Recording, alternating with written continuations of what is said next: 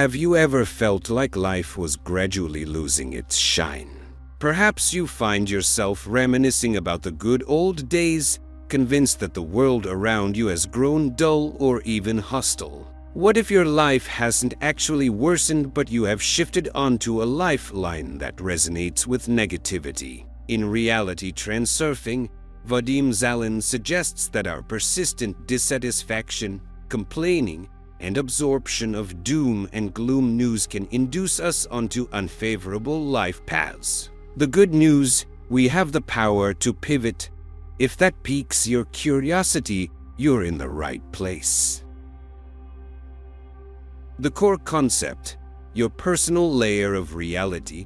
One of Zeland's foundational ideas is that everyone exists within their own layer, an individual version of the world intertwined with all others. When a child is born, they're naturally open and excited.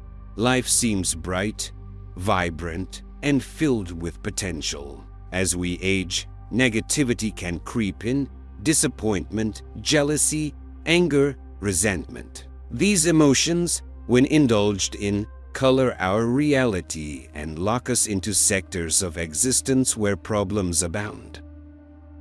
Key takeaway: the more you complain or focus on life's injustices, the more you inadvertently shift onto a lifeline that supports and magnifies your negative outlook. Thus, each of us shapes our reality by choosing which thoughts and emotions we nurture. A quick analogy: imagine wearing tinted sunglasses that turn everything around you dull and gray.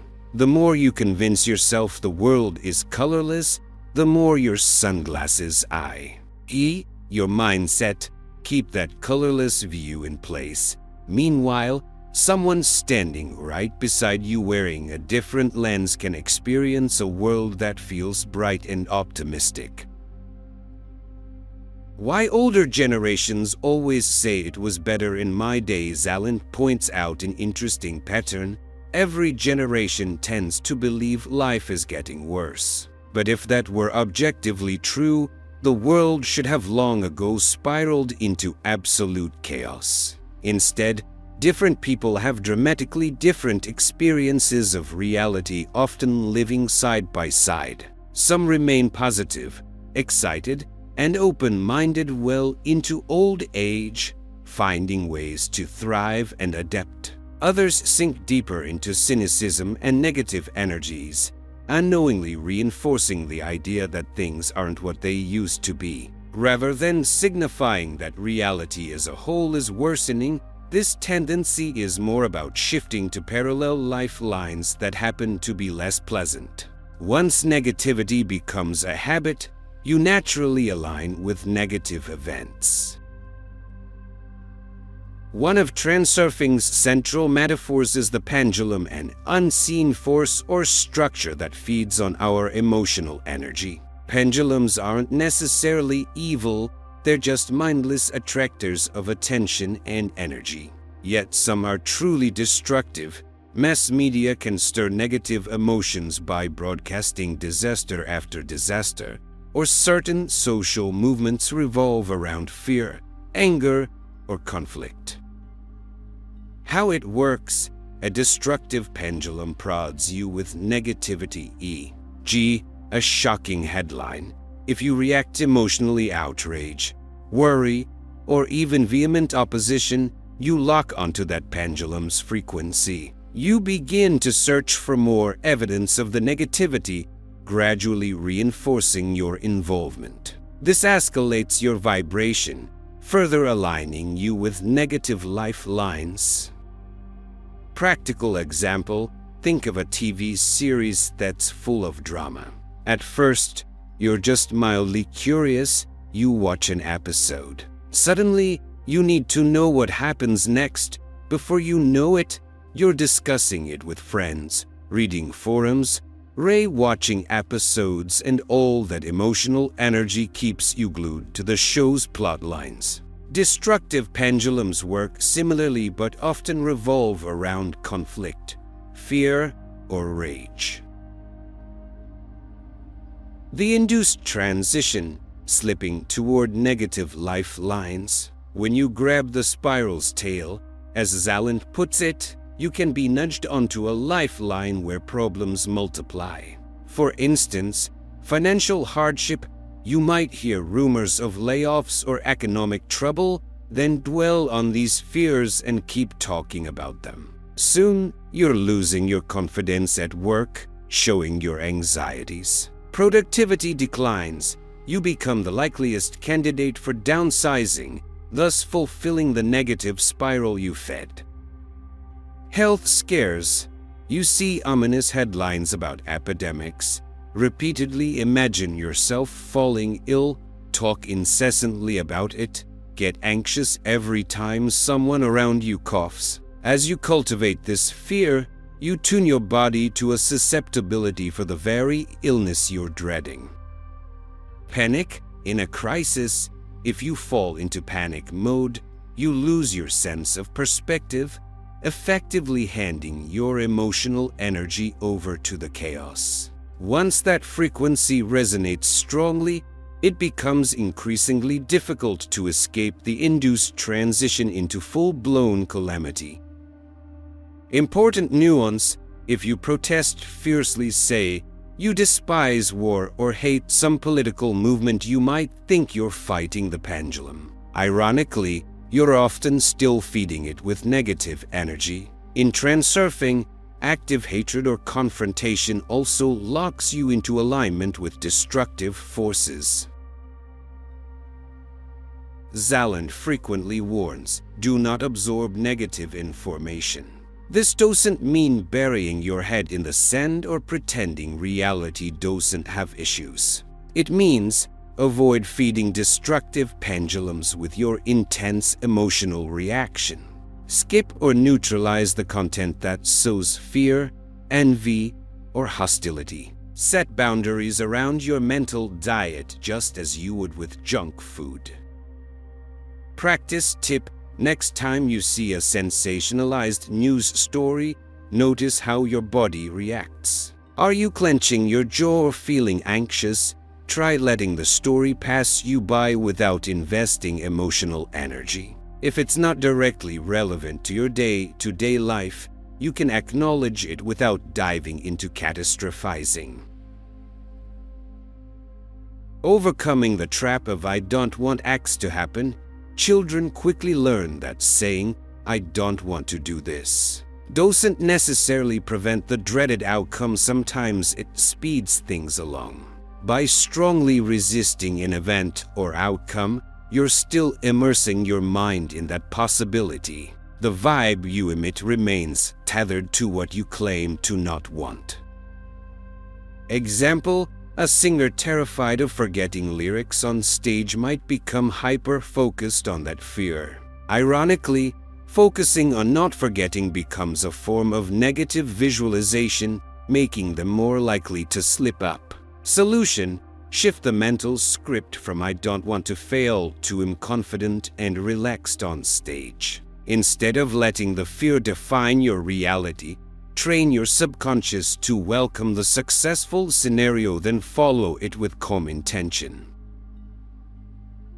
Navigating war, epidemics, and other large-scale pendulums. In more severe scenarios, such as wars or pandemics, it may feel impossible to stay unaffected. Zeland acknowledges that powerful collective energies can overpower the individual. Nonetheless, he argues, total neutrality might not always be feasible, but actively fueling negative narratives won't help.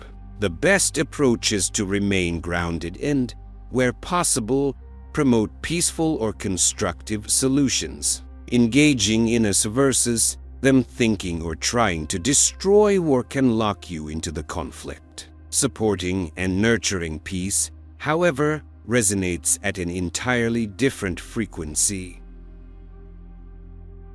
Why wealth can feel unattainable and how to shift that.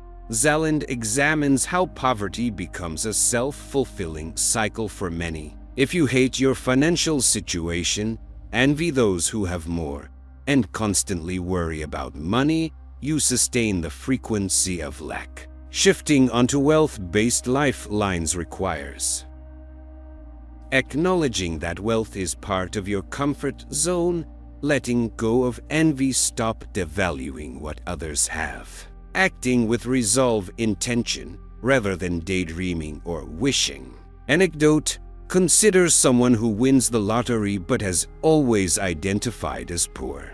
Often, they lose their windfall quickly because they subconsciously can't handle or accept wealth.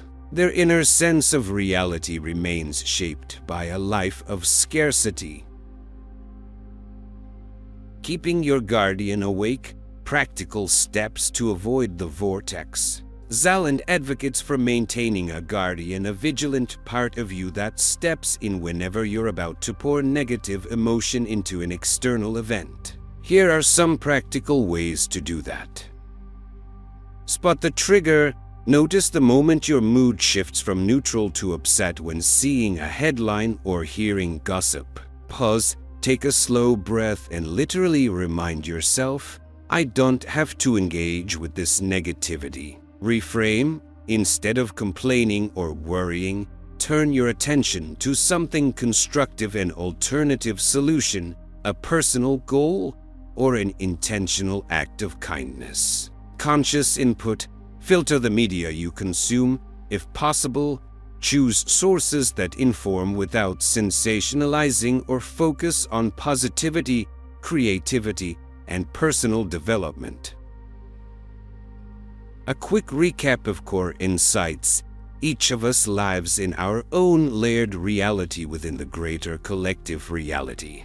Negativity draws you onto negative lifelines, making your personal world feel increasingly bleak. Pendulums feed on your emotional energy, especially anger, fear, and resentment. The induced transition happens when you allow negative info or fear to spiral, shifting you onto a parallel version of your life that resonates with that negativity. Practical takeaway: keep your mental space clear of destructive pendulums by not giving them your energy or attention. If negativity can't lock onto you, it can't drag you in. Applying it to everyday life, relationships. If you constantly worry your partner is going to leave you, you shift onto lifelines where that fear could manifest. Instead, focus on trust and gratitude. Career: afraid of being fired? The more you worry, the more you might become accident-prone, less confident, and inadvertently make that future a reality. Shift to a frequency of competence and calm. Personal goals: dreaming big but stuck in envy. Rework your mindset to see yourself as someone who naturally belongs in the realm of achievement and abundance. The collective versus the individual. Zeland doesn't claim you can single-handedly stop wars and pandemics or reform the entire planet. However, by opting out of destructive mental games, you protect your own life layer from induced transitions, possibly inspire others to remain calm, grounded, and forward-thinking. Contribute an alternative vibrational frequency that can gradually shift collective outcomes in a subtle, accumulative way. Conclusion: reality is as you choose it to be. If there's one line to remember, it's this: do not absorb negative information. That doesn't mean shutting off all awareness or ignoring real-world issues. It means you choose what influences your consciousness, you choose how you react, what you allow to anchor in your mind, and which lifelines you step onto. Ask yourself, what would happen if you stopped feeding destructive pendulums with attention? How would your personal world transform if you let negativity pass you by like a faint noise in the distance? Transurfing teaches that conscious awareness, combined with clear intention, can dramatically alter your lived experience, leading you to a place where your environment, your relationships, and your personal goals evolve in harmony. Thank you for joining me on this journey through Vadim Zeland's reality transurfing. If you found these ideas insightful, or if you have your own stories of pushing away negativity, I'd love to hear about it in the comments. Let's support each other in creating healthier layers of reality. If you enjoyed this video, hit the like button, it truly helps the channel.